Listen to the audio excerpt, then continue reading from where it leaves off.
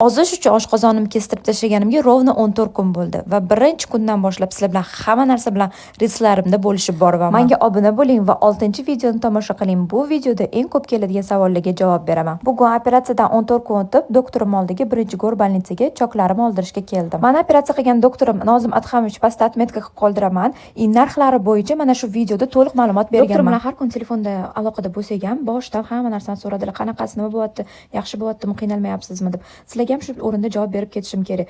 Birinchi, ikkinchi kun juda qiyin, lekin u yog'iga unaqa qiynalmayapman.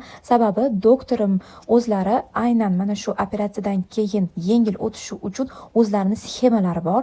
Aynan shu sxemalar bilan men umuman qiynalmayapman desam ham bo'ladi. Nima qiyinchiliklar, mayda-chuda muammolarni har kuni storieslarimda aytib boryapman sizlarga. Eng qiyini juda ham ko'p chanqiyman, qultillatib suv icha olmayman va tez-tez charchab qolaman. Umuman och qolayotganim yo'q.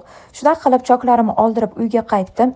Yaxshi yangilik, bugundan pura birazli narsalarni bemalol yesam bo'ladi. Operatsiya qildirish maslahat berasizmi deganlarga faqatgina storieslarimni, reelslarimni to'liq kuzatib boringlar. O'zingizlar uchun xulosa qilasizlar, ammo maslahat berishga menimcha hali vaqtli deb o'ylayman.